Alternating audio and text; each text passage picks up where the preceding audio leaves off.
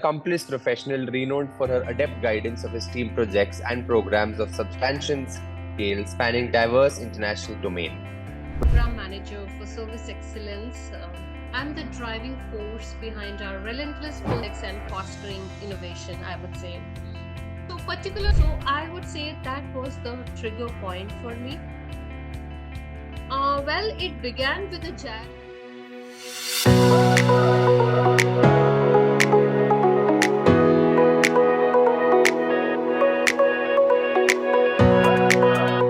Hello, ladies and gentlemen, and welcome to the esteemed FaceTime with Leaders, an initiative by World Development Corporation. My name is Tanay Ol, and I'm an anchor at World Development Corporation.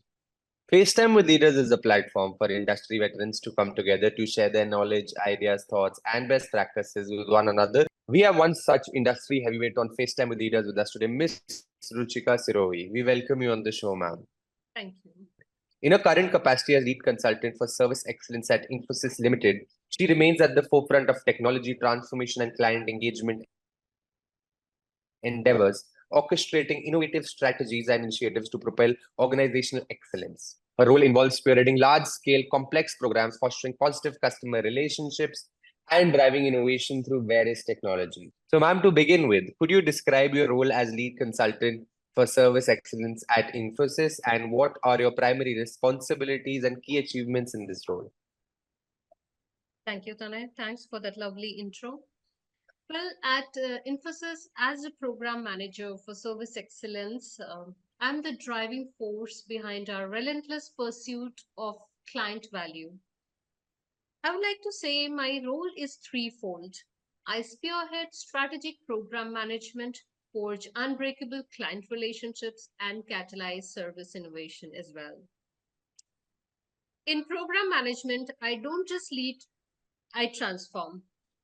I've piloted complex technology initiatives for Fortune 500 giants, implementing ironclad governance frameworks that have become the gold standard in our programs. Well, I would say as a program manager, my laser focused approach to risk mitigation and quality assurance has consistently delivered projects on time and beyond expectations of the client as well, even in the most challenging environments. I would like to just mention also that client relationships aren't just maintained in my playbook, they are cultivated and fortified. As the cornerstone of our key accounts, I've mastered the art of turning contracts into partnerships and challenges into opportunities. I would like to say that my ability to anticipate client needs and align our services with the strategic vision has been a game changer for me. But where I truly shine is in the area of service innovation. I'm not content with incremental improvements only. I drive seismic shifts. Case in point, I pioneered a revolutionary service management solution that slashed implementation time by a staggering 50%. Now, we can say that this wasn't just an improvement, it was a market disruption that cemented our competitive edge and delivered millions in savings to our clients. Well, I would say that results speak louder than words, and mine resonate. I've managed over 20 high stake customer engagements in 6 to 7 years, achieving an industry defined 95% service contract renewal rate. Now, well, I would say that this is not just pure luck, it's the result of consistently outperforming expectations and turning satisfied clients into fervent advocates. Uh, and to add, my role isn't just about excellence, I would say. It's about redefining what excellence means in our industry. I don't just meet the benchmarks, I set them. How I see it as that I'm not just a consultant at Infosys, I am a catalyst for transformation, a guardian for client relationships, and an architect of innovation. So that's how I would like to sum up my primary roles and responsibilities in Infosys.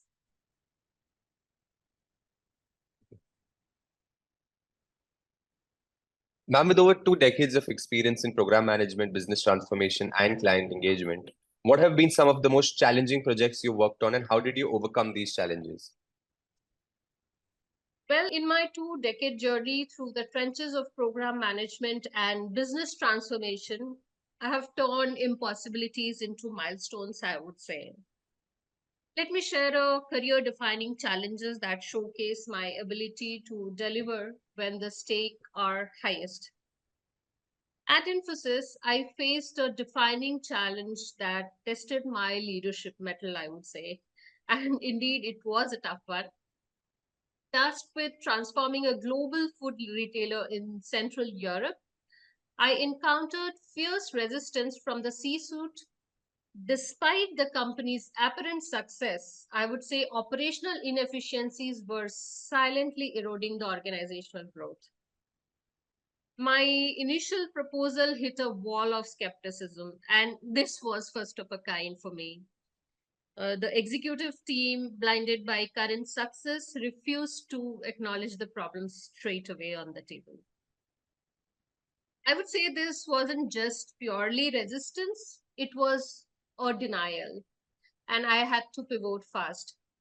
Well, facts weren't enough. I needed to change the mindset through organizational change management, and I crafted a value driven strategy that spoke directly to the bottom line, and which, of course, turned the abstract problems into tangible growth opportunities. Well, I would say this wasn't just about selling an idea, it was about igniting a transformation through relentless persistence and strategic stakeholder management, I would say. I not only secured buy in, but also catalyzed a cultural shift towards innovation.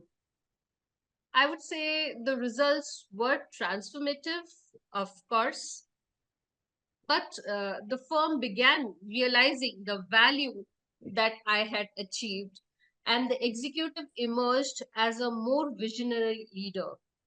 This success became the blueprint for all the future transformation initiatives, I would say. And I would say in my world, challenges aren't obstacles; they are more of opportunities, I would say. Where we rewrite the rule book of what's achievable. And this isn't about meeting the expectations, I would say. It's about setting new industry benchmarks also. So that's the perspective I bring to every engagement that I execute, which is nothing but a proven ability to transform the most daunting challenges into launch pads for the unprecedented success. So that's one of the example that I can recently think of to just share. Ma'am, given your multicultural exposure, what differences do you find across cultures in terms of attitude, professionalism, etc.? Well, I would say in my 2 decades of traversing the global business landscape, I have gained profound insights into the cultural nuances, I would say, shaping professional attitudes across the key regions that I've come across. Well, this experience has been invaluable for me in navigating complex multinational projects and fostering innovation, I would say. So, particularly, I would want to bring an example here in the USA, particularly Silicon Valley. I encountered a culture that thrives on audacity. The mantra was move fast and break things. Isn't just heroic rhetoric, it's the lifeblood of innovation, I would say. And here, this appetite of risk and resilience in the face of failure drives unprecedented technological leaps, I would say. So, however, it can sometimes also lead to oversight in long term planning or critical consideration when implementing global solutions.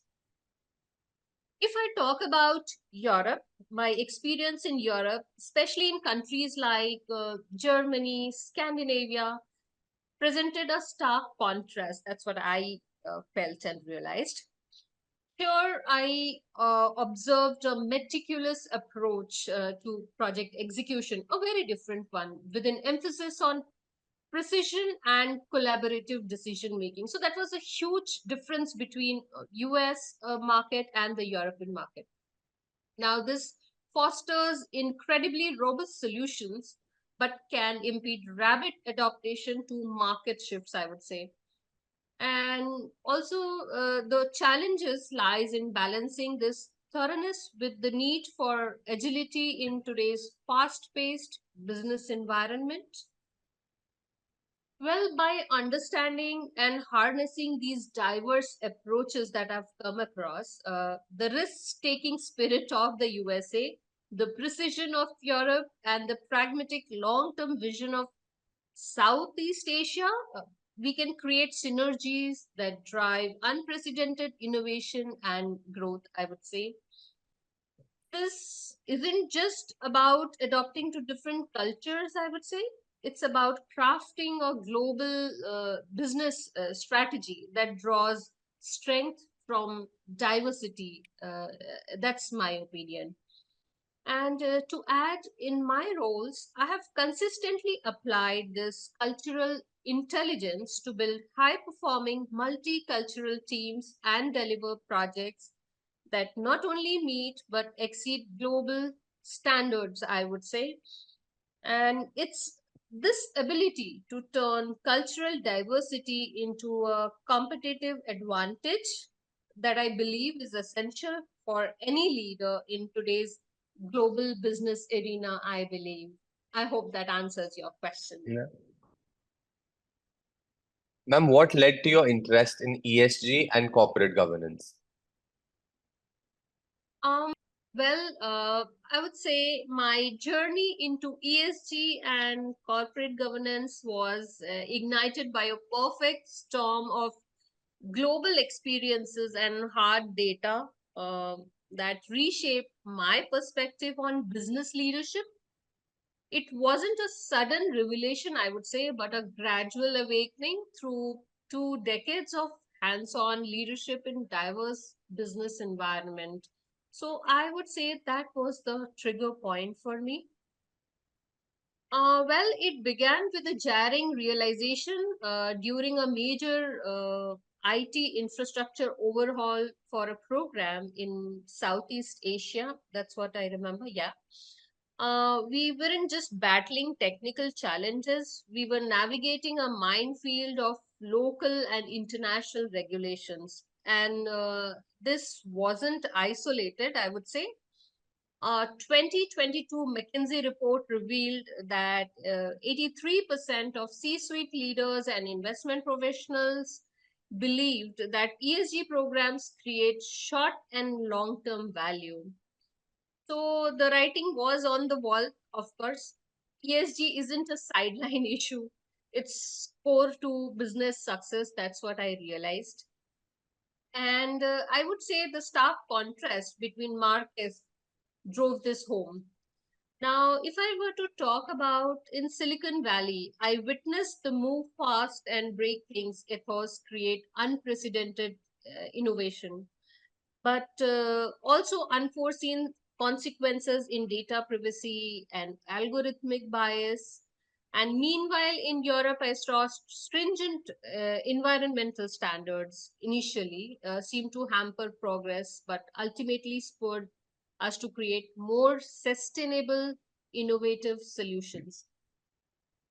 Well, I would say today my passion for ESG and corporate governance stems from a conviction grounded in both personal experience and market realities. It's about future proofing businesses, driving sustainable growth, and contributing to global solutions. I would also like to say that in every route, I champion ESG not as a separate initiative, but as the backbone of strategic decision making because in today's world, responsible business isn't just good ethics; it's good economics as well. So that's where uh, this led to my interest in ESG and corporate governance. So it was more of hand in hand for me. Ma'am, as an ESG and corporate governance expert, what values do you bring to the table? Well, as an ESG and corporate governance professional, I bring a battle tested approach forged in the crucibles of global business, I would say. My expertise isn't theoretical, I would say. It's built on transforming multinational corporations across three continents. I've turned ESG challenges into catalysts for innovation. When a tech giant faced community backlash, we didn't just migrate the risk, actually. We revolutionized their supply chain, cutting carbon emissions by 30% and boosting local employment as well. So I would say this wasn't just good PR, it drove a 15% increase in the market share also. So I would like to also quote here that my strength lies in translating lofty ESG goals into tangible business outcomes. So I have implemented governance frameworks that have slashed operational risks by 40% and increased investor confidence, directly impacting our ability to raise their capital at their favorable rates. I also would want to put here that I don't just help companies react to ESG pressures, but I also position them to lead by anticipating trends and fostering a culture of innovation. I've helped organizations develop first mover advantage in sustainable products and services. So, opening new revenue streams worth millions. So, in short, I would say that I bring a pragmatic, results oriented approach to ESG and corporate governance. It's not about box ticking or greenwashing. It's more about driving sustainable value creation and positioning organizations to thrive in an increasingly conscious global market. So that's the kind of value we bring in to the table for the organization, I would say. What are some of the most remarkable changes you have seen in your field with changes in technology? And what changes do you expect to see with the advent of IoT, AI, ML, blockchain, cloud, digital twin, big data, and Web 3.0? Well, okay. I would like to break this into pieces. Well, when I began my career 2 decades ago, the technical landscape, was unrecognizable from today's 20 years back. I mean, you can imagine. So I remember the painstaking process of physical server deployments. Now, with a few keystrokes, we sign up the cloud infrastructure that would have seemed like science fiction back then, 20 years ago. Well, my journey through this technological revolution has been exhilarating, I would say. I recall a pivotal moment in 2010, when I led a data center consolidation project for a global bank, actually. So that's an interesting one to quote here. As we grappled with physical limitations, I had a vision of a more agile future. Fast forward to 2018, and I was already orchestrating that same bank's transition to a hybrid cloud model. So, slashing the cost by 50% and boosting the deployment speeds tenfold. So, that's one example. And the big data explosion has been equally transformative, I would say.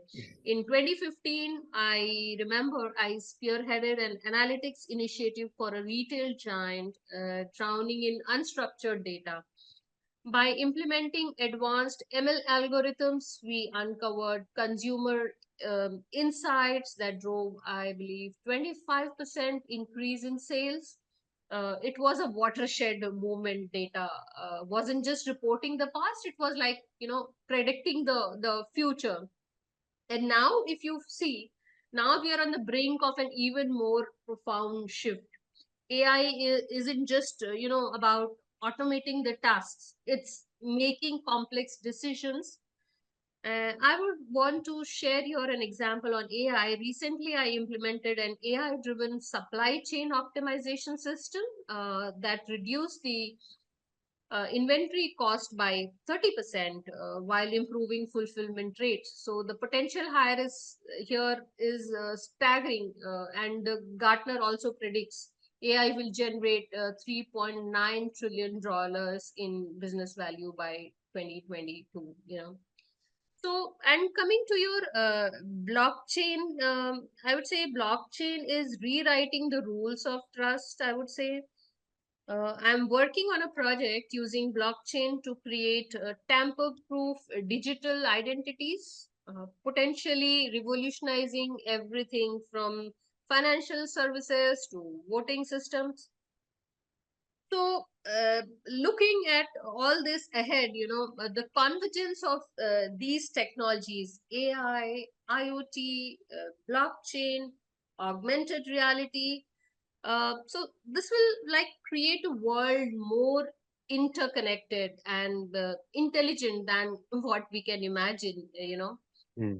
So as leaders, I would say our challenges is to harness these technology not just for efficiency, but to solve humanity's most pressing problems.